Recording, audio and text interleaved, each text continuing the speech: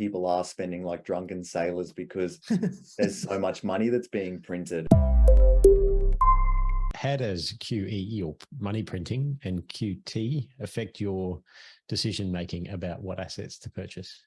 Yeah, great question. And that's an interesting one at the moment, is because there's so much money out there in the system. I think, the official figure out of the US was that, in 2021, they printed essentially 40% of their total currency in circulation. So it becomes a big problem. I mean, that's why we see so many of these inflationary spikes at the moment, because, people are spending like drunken sailors because there's so much money that's being printed. And, ultimately, again, what that does is it very much goes and devalues currency.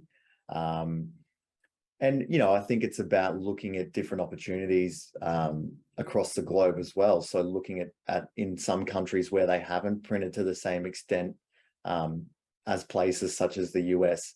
And, I think in periods like we're in at the moment, domestically, Australia is even though it is a shallow market, we've got a huge benefit from, very high dividend or income paying stocks.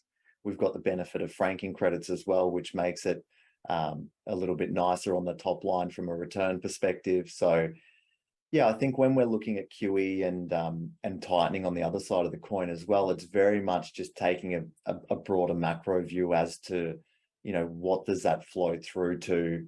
How is that really going to impact upon listed investment markets and other investments that clients will have in their portfolios, such as, direct property or any unlisted investments that they have as well. But, typically, jumping into that commodity space for a lot of people is, they like that because, there's a finite supply of things like gold and silver. Whereas, when you turn the money printing press on, there's an infinite supply of currency. So, yeah, I think it's just weighing up, the current state of affairs and where to from there.